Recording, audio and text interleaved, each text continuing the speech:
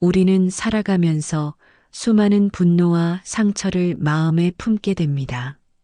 때로는 다른 사람의 말 한마디에, 때로는 예상치 못한 상황에, 때로는 우리 자신의 실수에 깊은 상처를 받고 분노하게 됩니다. 이러한 감정들이 마음속에 응어리가 되어 쌓이면 우리의 일상을 괴롭히고 평안을 빼앗아 갑니다. 현대를 살아가는 우리들의 마음은 그 어느 때보다 복잡하고 어지럽습니다. 경쟁이 치열한 사회에서 살아남기 위해 늘 긴장하고 있고 SNS를 통해 끊임없이 남과 자신을 비교하며 빠르게 변하는 세상 속에서 불안과 초조함을 느끼고 있습니다. 이런 환경에서 우리는 더욱 쉽게 상처받고 분노하게 됩니다. 하지만 2500년 전 인도의 보리수 아래에서 깨달음을 얻으신 부처님께서는 이미 인간의 이런 고통에 대한 해답을 제시해 주셨습니다.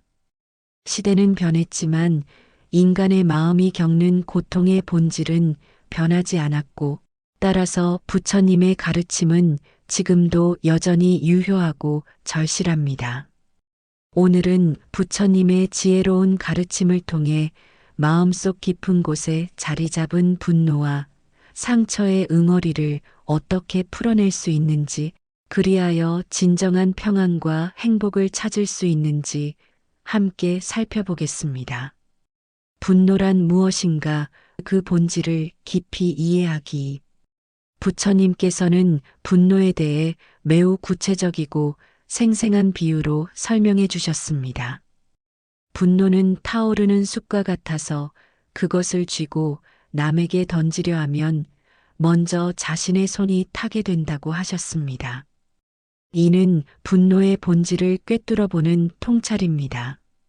분노는 상대방을 해치려는 마음에서 비롯되지만 실제로는 그 분노를 품고 있는 자신이 먼저 고통받게 되는 것입니다.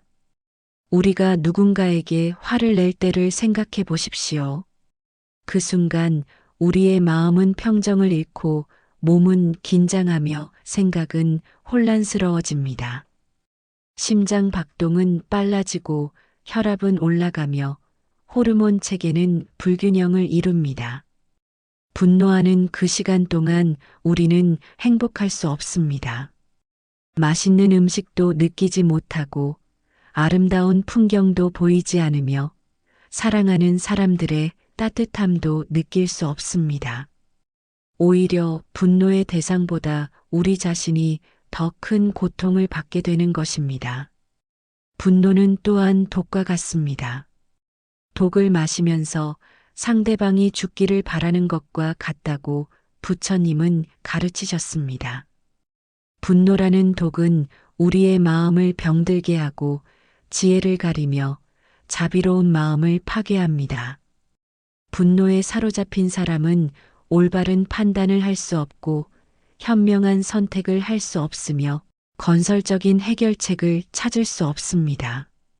더 깊이 살펴보면 분노는 우리의 에고, 즉 자아의식에서 비롯됩니다. 내가 무시당했다고 느낄 때, 내 기대가 배신당했다고 생각할 때, 내 존재가 위협받는다고 여길 때 분노가 일어납니다. 결국 분노는 자아에 대한 집착에서 나오는 것입니다. 부처님께서는 또한 분노가 어리석음과 밀접한 관련이 있다고 보셨습니다. 분노하는 사람은 상황을 있는 그대로 보지 못하고 자신의 편견과 선입견을 통해서만 바라봅니다. 상대방의 입장이나 사정은 고려하지 않고 오직 자신의 관점에서만 판단합니다. 이런 좁은 시각 때문에 분노는 더욱 커지고 해결책은 더욱 멀어집니다. 분노가 우리 삶에 미치는 해로운 영향들. 분노가 우리 삶에 미치는 해로운 영향은 상상 이상으로 광범위하고 깊습니다. 먼저 신체적 건강에 미치는 영향을 살펴보면 분노는 스트레스 호르몬인 코르티솔과 아드레날린의 분비를 촉진시킵니다. 이런 호르몬들이 지속적으로 분비되면 면역 체계가 약화되고 심혈관 질환의 위험이 높아집니다. 소화불량, 두통, 불면증 등도 만성적인 분노와 밀접한 관련이 있습니다. 정신적 건강 측면에서도 분노는 우울증과 불안장애의 원인이 됩니다. 분노를 자주 느끼는 사람들은 세상을 부정적으로 바라보게 되고 모든 상황을 적대적으로 해석하는 경향이 생깁니다. 이런 사고방식은 점점 굳어져서 만성적인 정신적 고통을 가져옵니다. 인간관계에 미치는 영향은 더욱 심각합니다. 분노를 자주 표출하는 사람 주변에는 사람들이 모이기를 꺼려합니다. 가족들도 그런 사람을 피하게 되고 친구들도 거리를 두게 됩니다.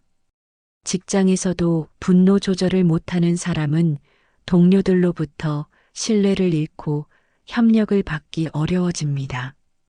업무나 학습 능력에도 분노는 악영향을 미칩니다. 분노 상태에서는 집중력이 현저히 떨어지고 창의적 사고가 억제됩니다. 문제 해결 능력도 크게 저하되어 중요한 결정을 내릴 때 실수할 가능성이 높아집니다. 더 나아가 분노는 악순환을 만들어냅니다. 분노 때문에 실수하고 관계가 악화되면 더욱 분노하게 되고 그 분노 때문에 또 다른 문제가 생기는 식으로 계속 악화됩니다. 이런 악순환에 빠지면 빠져나오기가 매우 어려워집니다. 상처가 생기는 원인 집착의 뿌리를 파헤치기. 그렇다면 왜 우리는 상처를 받게 될까요? 부처님께서는 모든 고통의 근본 원인을 가래, 즉 집착에 있다고 보셨습니다. 우리가 무언가에 집착할 때, 그것이 우리의 기대와 다르게 흘러갈 때 상처와 고통이 생겨납니다. 집착의 종류는 매우 다양합니다.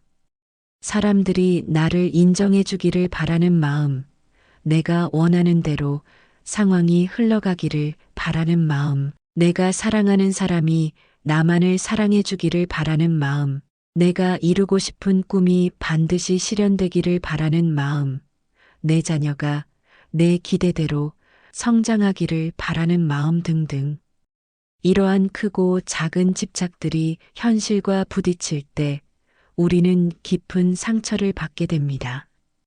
부처님은 이 세상의 모든 것은 무상하다고 가르치셨습니다. 변하지 않는 것은 아무것도 없습니다. 사람의 마음도 상황도 관계도 심지어 우리 자신도 끊임없이 변화합니다. 우리 몸의 세포들은 몇 년마다 완전히 새로운 세포로 교체되고 우리의 생각과 감정도 매 순간 변화합니다. 그런데 우리는 이 변화하는 세상에서 변하지 않기를 바라는 마음을 가지기 때문에 고통받게 되는 것입니다. 영원히 젊고 건강하기를 바라지만 나이는 들고 몸은 쇠약해집니다. 사랑하는 사람이 영원히 내 곁에 있기를 바라지만 언젠가는 헤어질 때가 옵니다.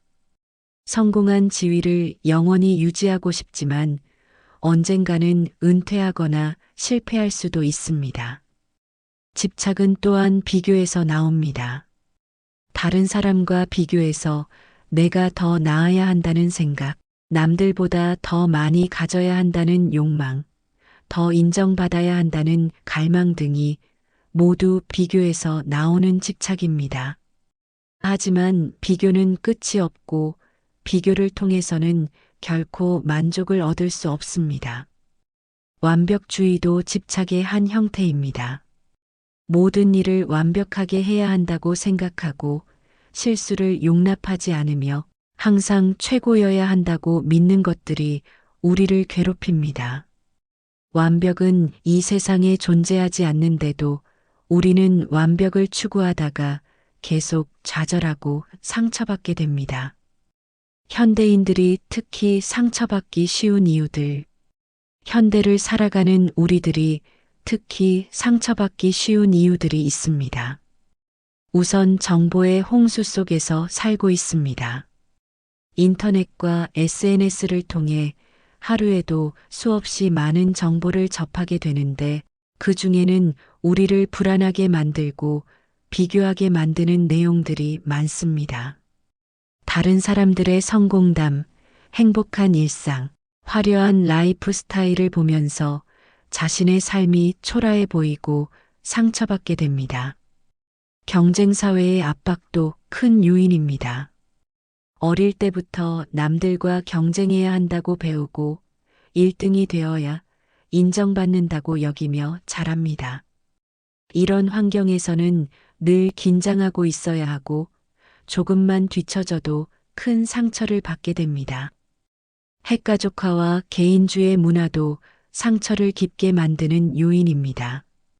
예전에는 대가족이 함께 살면서 서로 위로하고 지지해 주었지만 지금은 혼자 감당해야 할 일들이 많아졌습니다. 어려움이 있어도 털어놓을 사람이 없고 외로움을 달래줄 공동체가 부족합니다. 물질 만능주의도 문제입니다. 돈과 물질적 성공만이 행복의 척도라고 여기는 풍조 때문에 정신적, 영적 가치는 경시됩니다. 이런 가치관을 가지고 살면 물질적으로 부족할 때마다 자존감이 떨어지고 상처받게 됩니다. 즉석 문화와 빠른 변화의 속도도 상처를 만들어냅니다. 모든 것이 빨리 이루어져야 하고 빠른 결과를 원하게 됩니다. 하지만 마음의 성장이나 깊은 관계는 시간이 필요한데 기다리지 못하고 성급하게 포기하거나 실망하게 됩니다. 분노와 상처를 대하는 잘못된 방식들. 많은 사람들이 분노와 상처를 다루는 잘못된 방법들을 사용합니다. 이런 방법들은 일시적으로는 도움이 되는 것 같지만 장기적으로는 더 큰 문제를 만들어냅니다. 어떤 이들은 분노를 억압합니다. 화가 나더라도 참고 견디면 된다고 생각합니다. 특히 우리나라와 같은 유교 문화권에서는 감정 표현을 억제하는 것이 미덕으로 여겨지기 때문에 이런 경향이 더 강합니다. 하지만 억압된 분노는 마음속 깊은 곳에서 썩어 들어가 더 큰 독이 됩니다. 겉으로는 조용해 보이지만 내면은 계속 끓고 있어서 언젠가는 폭발하여 자신과 주변 사람들에게 더 큰 상처를 주게 됩니다. 억압된 분노는 또한 우울증의 원인이 되기도 합니다. 분노를 밖으로 표출하지 못하고 자신에게 돌려서 자책하고 자학하게 됩니다. 그 결과 의욕을 잃고 무기력해지며 삶의 기쁨을 느끼지 못하게 됩니다. 반대로 어떤 이들은 분노를 그대로 표출합니다. 화가 나면 소리를 지르고 물건을 던지고 상대방을 언어적으로 또는 신체적으로 공격합니다. 이런 방식은 일시적으로는 속이 시원할지 모르지만 결국 더 많은 악업을 짓게 되고 관계를 파괴하며 자신의 품격을 떨어뜨립니다. 분노를 표출하는 것이 습관이 되면 점점 더 자극적인 방법을 찾게 됩니다. 처음에는 말로 하다가 점점 더 심한 말을 하게 되고 나중에는 폭력까지 사용하게 될 수 있습니다. 또한 분노 표출 후에 느끼는 후회와 죄책감이 또 다른 고통을 만들어냅니다. 또 다른 이들은 복수를 꿈꿉니다. 나에게 상처를 준 사람에게 똑같이 갚아주겠다고 다짐하고 그 사람이 불행해지기를 바라며 기회가 되면 해코지를 하려고 합니다. 하지만 복수는 또 다른 복수를 낳을 뿐입니다. 원한의 사슬은 끊어지지 않고 계속 이어져 결국 모든 사람이 고통받게 됩니다. 복수에 사로잡힌 사람은 그 생각에 지배당해 다른 일에 집중할 수 없게 됩니다. 복수를 계획하고 상상하느라 소중한 시간과 에너지를 낭비하게 되고 결국 자신의 인생을 망치게 됩니다. 회피하는 방법도 있습니다. 상처받을 만한 상황을 피하고 사람들과의 깊은 관계를 맺지 않으며 새로운 도전을 하지 않는 것입니다. 이런 방식은 당장은 상처를 피할 수 있을지 모르지만 삶이 점점 축소되고 경험이 제한되어 진정한 성장과 행복을 누릴 수 없게 됩니다. 술이나 도박, 쇼핑 등으로 감정을 마비시키는 방법도 있습니다. 하지만 이런 방법들은 근본적인 해결책이 되지 못하고 오히려 중독이라는 새로운 문제를 만들어낼 수 있습니다. 부처님이 가르치신 분노 다스리는 법. 그렇다면 부처님께서는 분노를 어떻게 다스리라고 가르치셨을까요? 부처님의 방법은 분노를 억누르는 것도 아니고 그대로 표출하는 것도 아닌 분노의 본질을 이해하고 지혜롭게 변화시키는 것입니다. 무엇보다 먼저 분노가 일어났음을 자각하는 것이 중요합니다. 분노에 휩싸여 무의식적으로 행동하는 것이 아니라 지금 내가 화가 나 있다는 사실을 명확히 인식해야 합니다. 이것이 바로 마음 챙김의 시작입니다. 아, 지금 내가 분노하고 있구나. 내 마음에 화가 치밀어 오르고 있구나.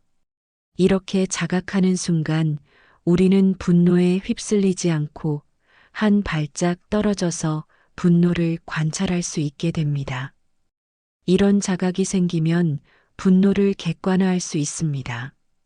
분노도 하나의 마음 현상일 뿐이며 생겨났다가 사라지는 것임을 알 수 있습니다. 분노가 내가 아니라 내 안에 일어나는 하나의 감정일 뿐임을 깨달으면 분노에 덜 휩쓸리게 됩니다. 분노가 일어났음을 자각했다면 잠시 멈추어 서십시오. 이것은 매우 중요한 단계입니다. 분노한 상태에서는 올바른 판단을 할 수 없고 현명한 행동을 할 수 없습니다. 따라서 일단 멈추고 마음을 진정시키는 시간을 가져야 합니다. 숨을 깊게 들이마시고 천천히 내쉬면서 마음을 진정시킵니다. 호흡은 우리가 마음을 다스리는 가장 기본적이면서도 효과적인 도구입니다. 깊고 느린 호흡은 자율신경계를 안정시키고 스트레스 호르몬의 분비를 줄여줍니다. 또한 호흡에 집중하면 분노의 대상에서 주의를 돌릴 수 있습니다. 부처님께서는 화가 날 때는 말하지 말고 행동하지 말라고 하셨습니다. 분노한 상태에서 나오는 말과 행동은 반드시 후회를 남기기 때문입니다. 화가 났을 때 하는 말들은 대부분 상대방에게 상처를 주는 말들이고 분노한 상태에서 하는 행동들은 대부분 나중에 후회하게 되는 행동들입니다. 대신 마음이 진정될 때까지 기다리십시오. 시간이 지나면 분노는 자연스럽게 가라앉습니다.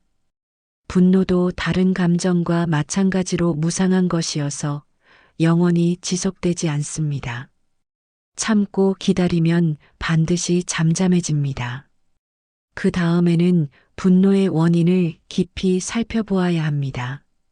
내가 왜 화가 났는가를 진지하게 탐구해 보십시오. 상대방의 어떤 말이나 행동 때문인가? 아니면 내 안에 어떤 집착이나 기대 때문인가? 내가 무엇에 집착하고 있었기 때문에 화가 났는가? 진정한 원인을 찾아야 근본적인 해결이 가능합니다. 대부분의 경우 분노의 직접적인 원인은 상대방의 행동이지만 근본적인 원인은 내 안의 집착에 있습니다. 상대방이 내 기대대로 해주지 않았기 때문에, 내가 원하는 대로 상황이 흘러가지 않았기 때문에, 내 자존심이 상했기 때문에 화가 나는 것입니다. 부처님께서는 또한 자비 명상을 통해 분노를 다스리라고 가르치셨습니다. 나에게 상처를 준 사람도 고통받는 중생이라는 사실을 인식하고 그 사람의 행복을 위해 기도하는 것입니다. 처음에는 어렵고 억지스럽게 느껴질 수 있지만 계속 수행하면 마음이 점점 부드러워집니다. 자비 명상을 할 때는 다음과 같이 생각해 볼 수 있습니다.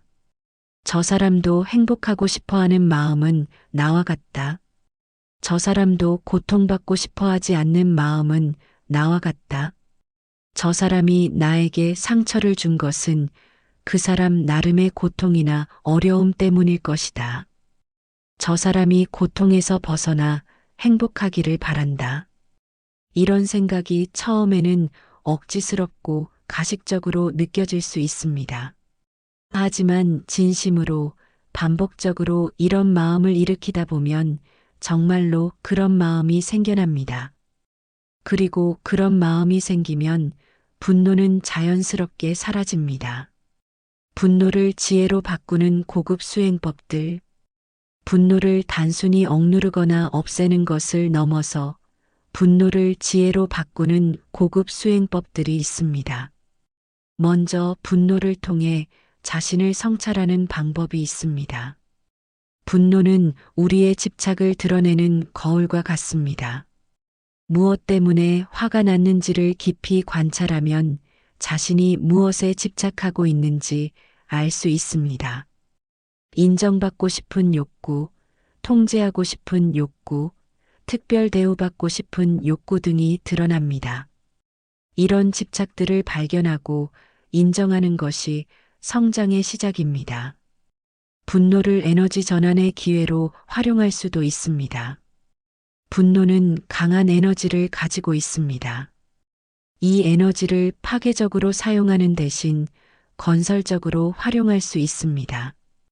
불의에 대한 분노를 정의를 실현하는 에너지로, 무력감에 대한 분노를 발전의 동력으로, 무시당한 것에 대한 분노를 자기계발의 자극제로 바꿀 수 있습니다.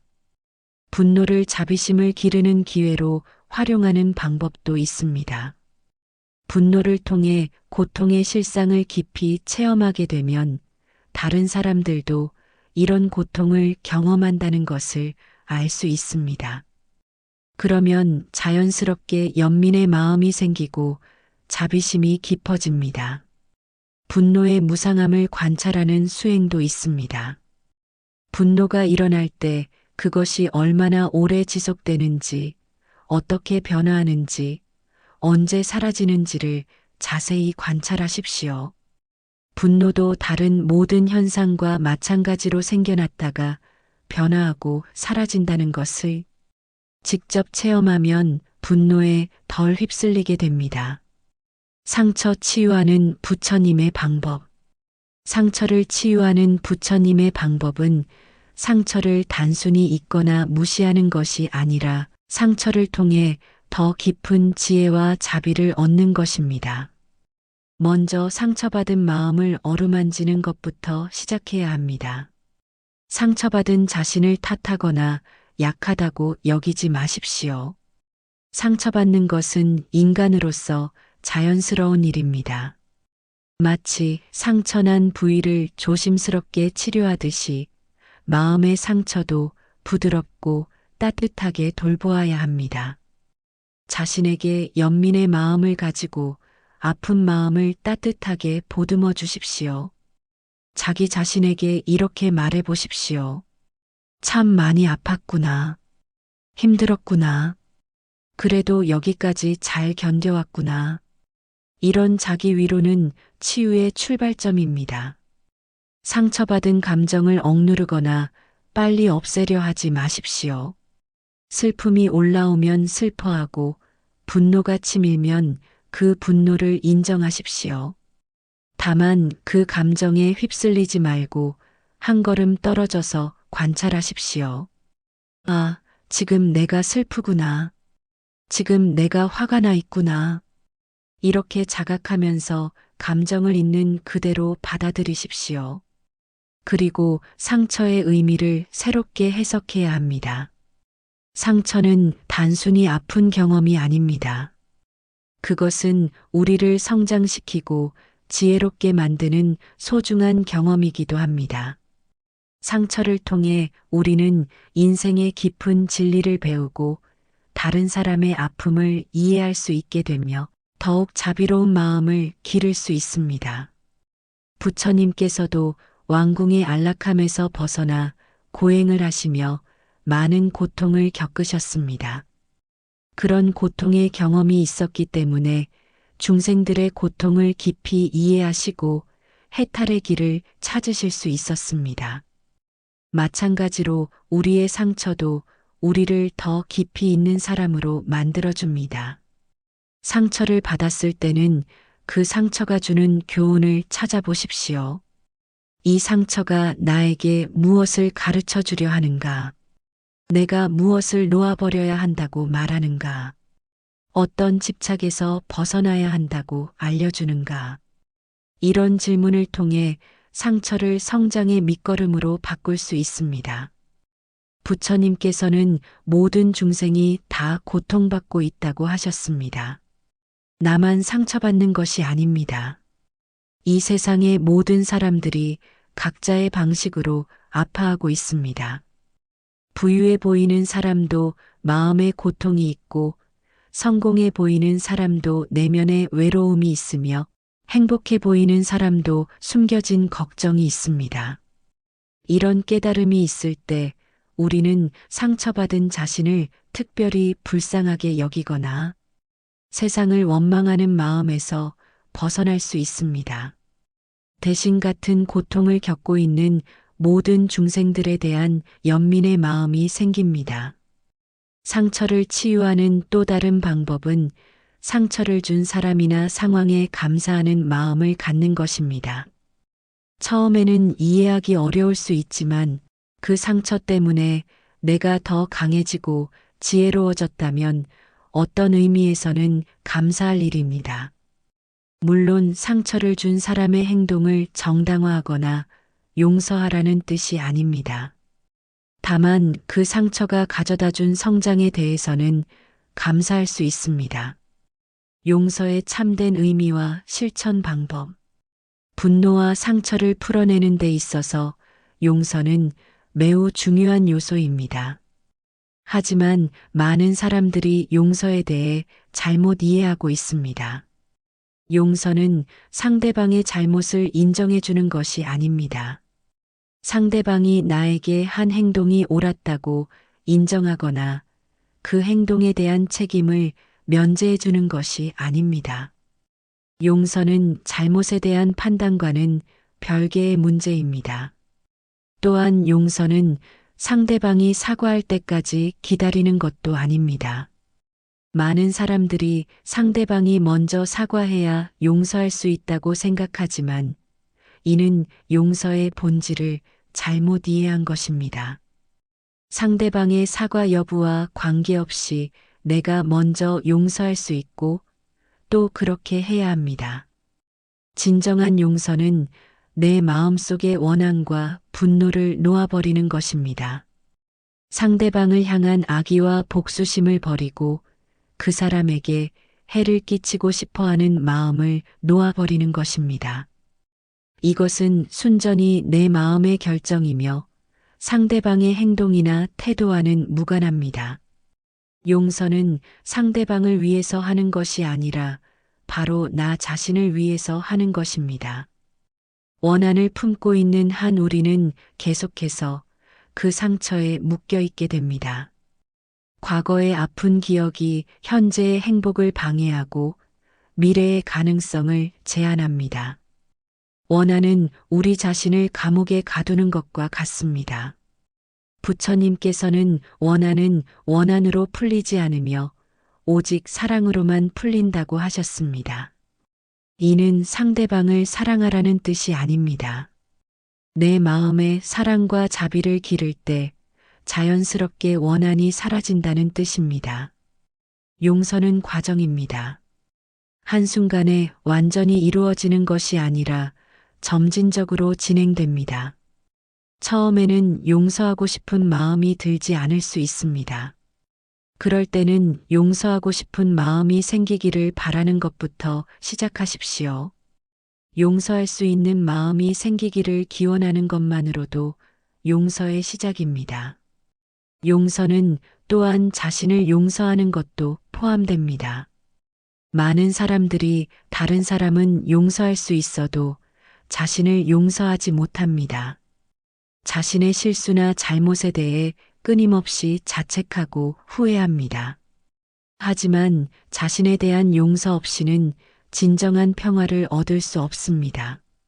자신을 용서할 때는 자신도 불완전한 인간이라는 사실을 받아들여야 합니다. 실수할 수 있고 때로는 잘못된 선택을 할 수도 있으며 완벽하지 않을 수 있다는 것을 인정하십시오. 그리고 그런 불완전함 속에서도 최선을 다하려 했던 자신의 노력을 인정해 주십시오. 응어리 풀어내는 구체적 방법들. 이제 마음속 응어리를 풀어내는 구체적인 방법들을 자세히 알아보겠습니다. 먼저 정기적인 명상을 통해 마음을 관찰하는 습관을 기르십시오. 하루에 10분이라도 조용히 앉아서 자신의 마음을 들여다보는 시간을 가지십시오.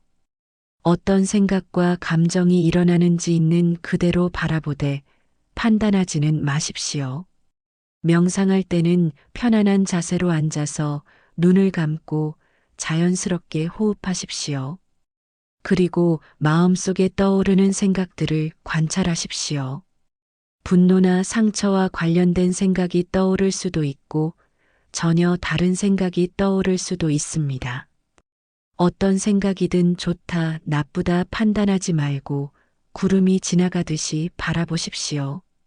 처음에는 생각들이 너무 많아서 정신이 없을 수 있습니다. 하지만 계속 수행하다 보면 점점 마음이 고요해지고 생각들 사이에 공간이 생기며 평온함을 경험하게 됩니다. 호흡에 집중하는 명상도 매우 효과적입니다. 깊고 느린 호흡은 마음을 안정시키고 분노를 진정시키는 효과가 있습니다. 화가 날 때마다 10번의 깊은 호흡을 해보십시오. 코로 천천히 들이마시고 입으로 천천히 내쉬면서 마음의 긴장을 풀어보십시오. 그러면 분노의 강도가 현저히 줄어드는 것을 느낄 수 있을 것입니다. 호흡 명상을 할 때는 숫자를 세는 방법도 좋습니다. 들숨에서 하나, 날숨에서 둘, 이런 식으로 10가지 센 다음 다시 하나부터 시작하십시오. 중간에 다른 생각이 끼어들어 숫자를 놓치면 다시 하나부터 시작하십시오. 이런 연습은 집중력을 기르고 마음을 안정시키는데 큰 도움이 됩니다. 걷기 명상도 좋은 방법입니다. 조용한 곳에서 천천히 걸으면서 발걸음에 집중하고 주변의 자연을 바라보십시오. 걸을 때는 왼발, 오른발, 이런 식으로 발걸음에 주의를 기울이거나 들숨 날숨과 발걸음을 맞춰서 걸을 수도 있습니다. 걷기 명상의 좋은 점은 일상생활 속에서 쉽게 실천할 수 있다는 것입니다. 출근길이나 산책할 때, 심지어 집 안에서도 할 수 있습니다. 걷는 동안 마음이 점점 평온해지고 시야가 넓어지며 새로운 관점이 생기는 것을 경험할 수 있습니다. 일기를 쓰는 것도 응어리를 풀어내는데 큰 도움이 됩니다. 자신의 감정을 글로 표현하면서 마음속 깊은 곳에 숨어 있던 감정들을 드러내고 정화할 수 있습니다. 분노나 상처에 대해 솔직하게 써보십시오. 누구에게 왜 화가 났는지, 어떤 상처를 받았는지, 그때 어떤 느낌이었는지를 자세히 적어 보십시오. 글을 쓰다 보면 자신도 몰랐던 감정들이 드러나기도 하고 상황을 새로운 관점에서 보게 되기도 합니다. 또한 글로 표현함으로써 감정이 객관화되고 거리두기가 가능해집니다.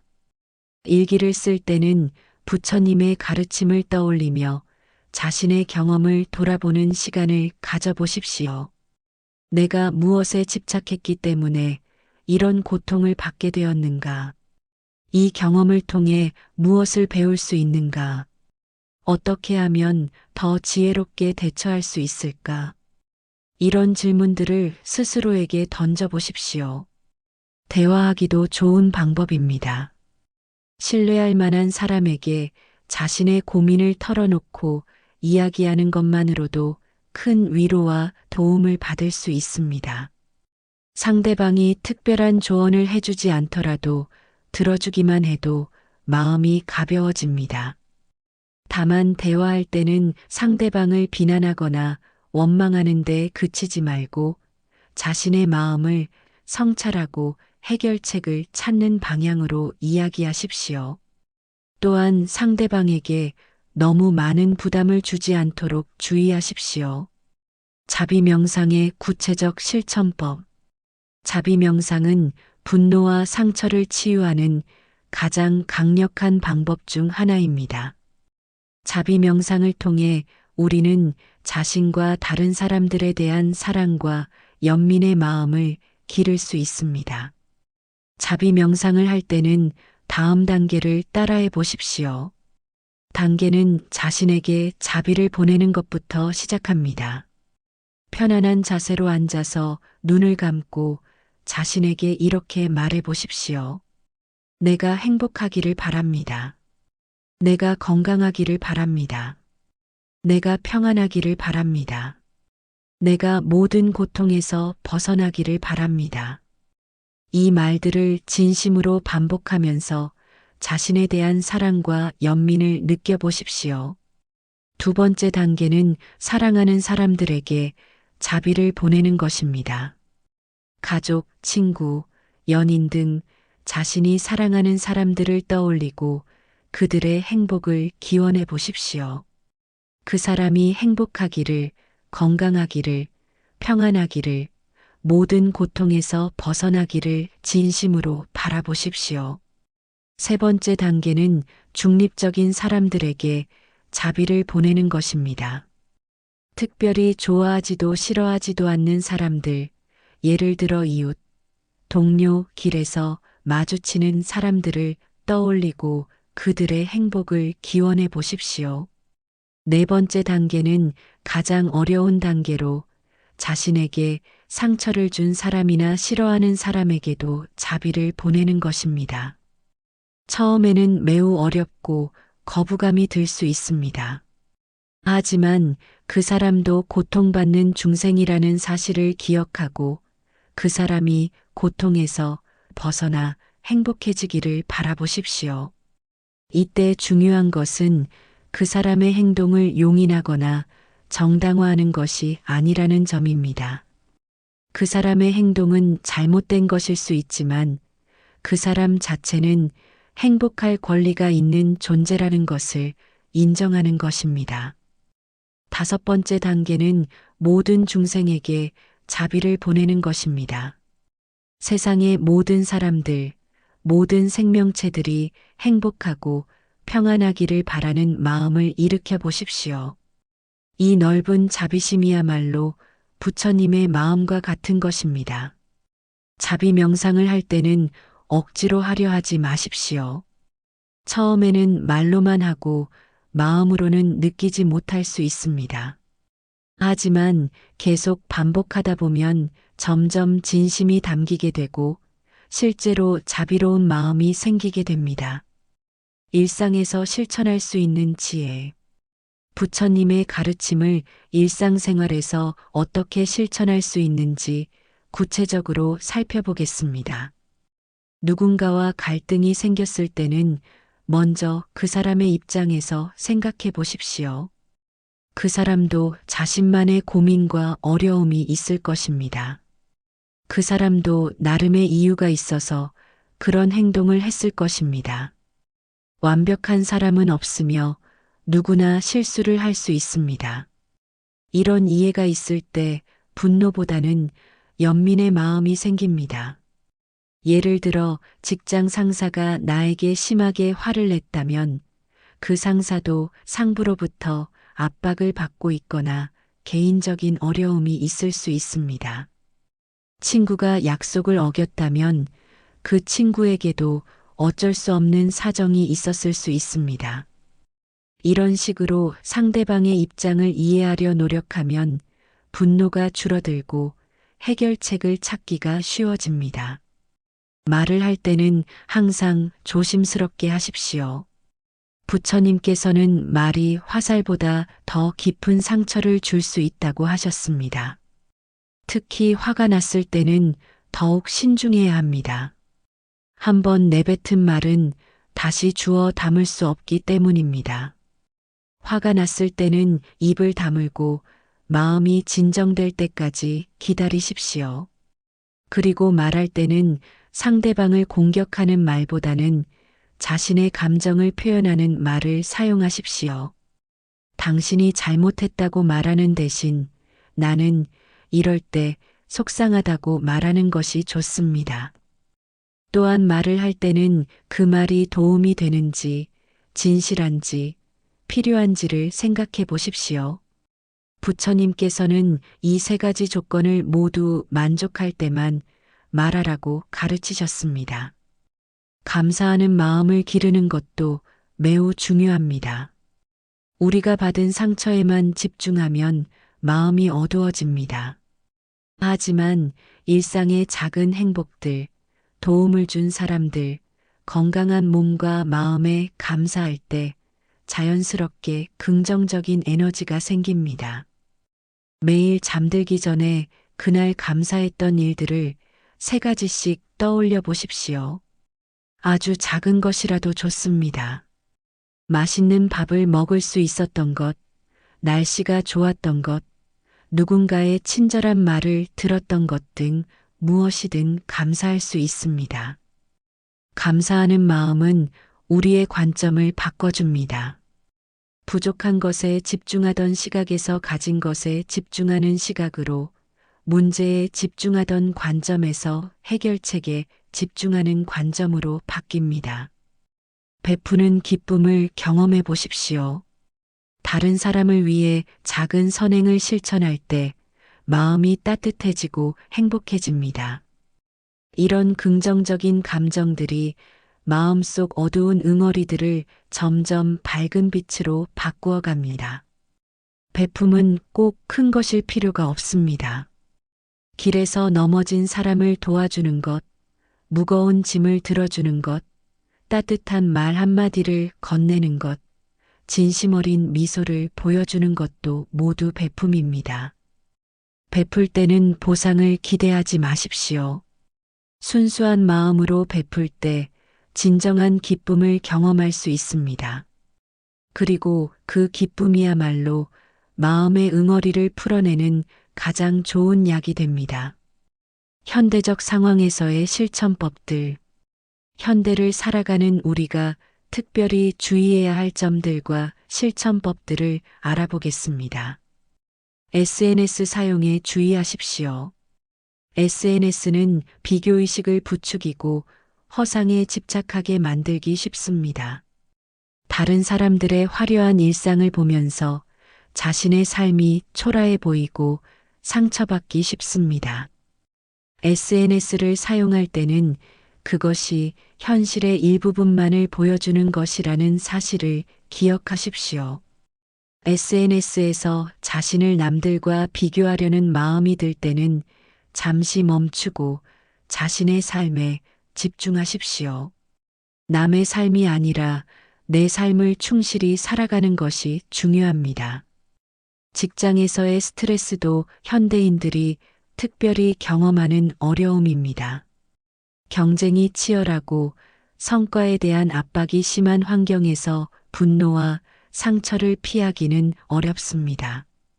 직장에서는 완벽주의에서 벗어나는 것이 중요합니다. 모든 일을 완벽하게 해야 한다는 강박에서 벗어나 최선을 다하되 결과에 대해서는 담담히 받아들이는 자세가 필요합니다. 동료들과의 관계에서도 불교의 지혜를 적용할 수 있습니다. 다른 사람의 성공을 축하해주고 어려움에 처한 사람을 도와주며 경쟁보다는 협력의 마음을 갖는 것이 좋습니다. 소비 문화에 대해서도 깨어 있어야 합니다. 현대사회는 끊임없이 소비를 부추기고 더 많이 가져야 행복하다고 말합니다.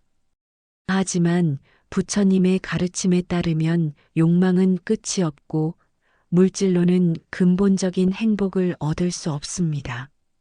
필요한 것과 원하는 것을 구별하고 소욕지족의 마음을 기르십시오. 적게 원하고 가진 것에 만족할 때 진정한 평화를 얻을 수 있습니다. 정보의 홍수 속에서도 마음의 평정을 유지하는 것이 중요합니다. 뉴스나 인터넷을 통해 끊임없이 쏟아지는 정보들 중에는 우리를 불안하게 만들고 분노하게 만드는 내용들이 많습니다. 모든 정보를 다 받아들일 필요는 없습니다. 필요한 정보만 선별해서 받아들이고 부정적인 정보에 너무 많이 노출되지 않도록 주의하십시오. 인내와 지속의 중요성. 마음속 응어리를 풀어내는 것은 하루아침에 되는 일이 아닙니다. 오랫동안 쌓인 습관적인 사고방식과 감정 패턴을 바꾸는 데는 시간과 인내가 필요합니다. 부처님께서도 깨달음을 얻기까지 오랜 수행을 하셨습니다.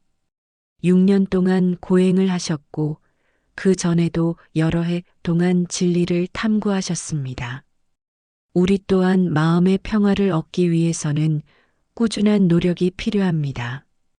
때로는 옛 습관으로 돌아가서 다시 화를 내고 상처받을 수도 있습니다. 이는 자연스러운 과정입니다. 그럴 때마다 자신을 탓하지 말고 다시 마음을 가다듬어 수행을 계속하십시오. 실수하고 넘어지는 것은 배우는 과정의 일부입니다. 마치 아이가 걸음마를 배울 때 넘어지는 것을 당연하게 여기듯이 우리도 마음 수행을 배우는 과정에서 실수하는 것을 당연하게 받아들여야 합니다. 중요한 것은 포기하지 않고 계속 노력하는 것입니다. 작은 변화라도 소중히 여기십시오. 예전 같으면 크게 화를 낼 일에 조금만 화를 냈다면 그것도 큰 발전입니다. 상처받았지만 예전보다 빨리 회복할 수 있다면 그것도 성장의 증거입니다. 하루 종일 화가 났던 것이 1시간만 화가 났다면 일주일 동안 우울했던 것이 하루만 우울했다면 모두 의미 있는 발전입니다. 이런 작은 변화들을 인정하고 격려해 주십시오. 자신에게 너무 엄격하지 마시고 조금씩이라도 나아지고 있는 자신을 칭찬해 주십시오. 주변 사람들의 변화는 기대하지 마십시오. 내가 변했다고 해서 다른 사람들이 바로 변하는 것은 아닙니다. 오히려 내가 변하면 다른 사람들이 불편해할 수도 있습니다. 예전에는 함께 불평하고 화를 냈는데 내가 평온해지면 상대방은 외로움을 느낄 수도 있습니다. 하지만 이런 것들에 신경 쓰지 마십시오. 오직 내 마음의 평화만을 목표로 하고 다른 사람들은 있는 그대로 받아들이십시오. 시간이 지나면 내 변화가 좋은 영향을 미칠 수도 있지만 그것까지 기대할 필요는 없습니다. 수행에는 꾸준함이 가장 중요합니다. 하루에 1시간씩 집중해서 하는 것보다 매일 10분씩이라도 꾸준히 하는 것이 더 효과적입니다. 명상도, 자비수행도, 마음챙김도 모두 꾸준히 해야 효과를 볼 수 있습니다. 특히 바쁜 현대인들에게는 짧은 시간이라도 매일 수행하는 습관을 만드는 것이 중요합니다. 아침에 일어나서 5분, 잠들기 전에 5분이라도 좋으니 꾸준히 해보십시오. 깊은 차원의 치유업보의 이해. 좀 더 깊은 차원에서 상처와 분노를 이해해 보겠습니다. 부처님께서는 업보의 법칙을 가르치셨습니다. 우리가 지금 경험하는 고통과 괴로움은 과거의 행위가 가져온 결과일 수 있고, 현재의 행위는 미래의 결과를 만들어낸다는 것입니다. 이것을 잘못 이해하면 숙명론으로 빠질 수 있지만, 올바르게 이해하면 희망적인 가르침입니다. 과거의 업보로 인해 현재 고통받고 있다면, 현재의 선한 행위를 통해 미래의 행복을 만들어갈 수 있기 때문입니다. 누군가로부터 상처를 받았을 때 그것을 단순히 상대방의 잘못으로만 보지 마십시오. 물론 상대방의 행동이 직접적인 원인이지만 내가 그런 상황에 처하게 된 데에는 나름의 이유와 인연이 있을 수 있습니다. 이런 관점을 가지면 원망하는 마음이 줄어들고 수용하는 마음이 생깁니다. 그리고 이 상처를 통해 무엇을 배우고 어떻게 성장할 것인지에 집중할 수 있게 됩니다. 또한 현재 내가 다른 사람에게 어떤 영향을 미치고 있는지도 깊이 성찰해 보십시오. 내 말과 행동이 다른 사람에게 상처를 주고 있지는 않은지, 내 분노가 주변 사람들을 불편하게 만들고 있지는 않은지 살펴보십시오. 업보는 개인적인 차원을 넘어 집단적인 차원도 있습니다. 가족의 업보, 조직의 업보, 사회의 업보가 있어서 개인의 노력만으로는 해결되지 않는 문제들도 있습니다. 이런 것들을 이해하면 개인적인 분노나 좌절에서 벗어나 더 큰 관점에서 상황을 바라볼 수 있습니다. 무아의 깨달음과 상처의 소멸. 부처님 가르침의 핵심 중 하나는 무아사상입니다. 고정된 자아는 존재하지 않으며 우리가 나라고 생각하는 것은 끊임없이 변화하는 현상들의 조합일 뿐이라는 것입니다. 이 깨달음이 분노와 상처 치유에 어떤 의미가 있을까요? 우리가 상처받고 분노하는 것은 대부분 자아에 대한 집착 때문입니다. 내가 무시당했다. 내가 인정받지 못했다. 내 기대가 무너졌다는 생각에서 고통이 옵니다. 하지만 그 나라는 것이 고정된 실체가 아니라 변화하는 현상이라면 거기에 그렇게 집착할 이유가 있을까요? 오늘의 나와 어제의 나는 다르고 내년의 나와 올해의 나도 다를 것입니다. 몸도 변하고 생각도 변하며 감정도 변하는데 그 중에서 무엇이 진짜 나일까요? 더 깊이 들여다보면 고정된 나라는 것은 찾을 수 없습니다. 다만 여러 요소들이 인연 따라 모였다가 흩어지는 과정이 있을 뿐입니다. 이런 깨달음이 생기면 자아에 대한 집착이 줄어들고 따라서 상처받는 일도 줄어듭니다. 누군가 나를 비난하더라도 그 사람이 비난하는 나는 어떤 나인가? 과거의 나인가, 현재의 나인가, 아니면 그 사람이 상상하는 나인가? 이런 식으로 생각하면 덜 상처받게 됩니다. 무아의 깨달음은 또한 다른 사람에 대한 분노도 줄여줍니다. 나에게 상처를 준 그 사람도 고정된 존재가 아니라 변화하는 존재입니다. 어제의 그 사람과 오늘의 그 사람은 다르고 그 사람도 여러 조건들의 영향을 받아 그런 행동을 한 것입니다. 이런 이해가 있으면 그 사람 자체를 미워하기보다는 그 사람의 행동이나 그런 행동을 만들어낸 조건들을 아쉬워하게 됩니다. 그리고 그 사람이 더 좋은 조건들을 만나서 더 선한 행동을 할 수 있기를 바라는 마음이 생깁니다. 공의 철학과 상호의존성. 부처님의 또 다른 중요한 가르침은 공사상입니다. 모든 현상은 독립적으로 존재하는 것이 아니라 서로 의존하며 존재한다는 것입니다. 우리가 경험하는 상처나 분노도 마찬가지입니다.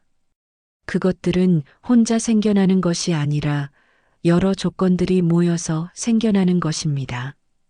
상대방의 말이나 행동, 내 마음의 상태, 그때의 상황, 과거의 경험들이 모두 함께 작용해서 상처와 분노가 만들어집니다.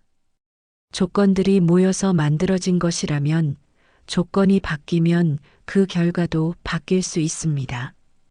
같은 상대방의 같은 말이라도 내 마음의 상태가 다르면 다르게 받아들일 수 있고, 같은 상황이라도 다른 관점으로 보면 다른 의미가 될 수 있습니다. 이런 이해가 있으면 상황을 바꾸려고 노력할 수 있습니다. 상대방을 바꾸려 하기보다는 내 마음의 조건을 바꾸고 상황을 보는 관점을 바꾸며 대응하는 방식을 바꿀 수 있습니다. 상호의존성을 이해하면 고립감도 줄어듭니다. 나 혼자만 고통받는 것이 아니라 모든 존재들이 서로 연결되어 있고 영향을 주고받으며 살아간다는 것을 알게 됩니다. 내 고통도 다른 사람들의 고통과 무관하지 않고 내 치유도 다른 사람들의 치유와 연결되어 있습니다. 진정한 자유로의 길. 분노와 상처의 응어리에서 벗어나는 것은 단순히 기분이 좋아지는 것 이상의 의미가 있습니다. 그것은 진정한 자유를 얻는 길입니다. 분노와 원한에 사로잡혀 있을 때 우리는 자유롭지 못합니다. 과거의 상처에 묶여 있고 다른 사람의 행동에 좌우되며 감정의 노예가 되어 살아갑니다. 누군가 나를 화나게 하면 화가 나고, 누군가 나를 슬프게 하면 슬퍼지며, 누군가 나를 기쁘게 하면 기뻐합니다. 이런 상태에서는 진정한 주체성을 잃고 살게 됩니다. 하지만 이런 응어리들을 풀어낼 때 우리는 비로소 내적 자유를 경험할 수 있습니다. 외부 상황이 어떻게 변해도 흔들리지 않는 중심이 생기고 다른 사람의 말이나 행동에 쉽게 좌우되지 않게 됩니다. 자유로운 마음은 평온합니다. 폭풍이 불어도 바다 깊은 곳은 고요한 것처럼 외부에서 어떤 일이 일어나도 마음 깊은 곳에는 평화가 있습니다. 설사 상처를 받더라도 그 상처에 휘둘리지 않고 지혜롭게 대처할 수 있습니다. 자유로운 마음은 또한 자비롭습니다. 자신의 아픔을 치유한 사람만이 다른 사람의 아픔을 진정으로 이해하고 위로할 수 있습니다.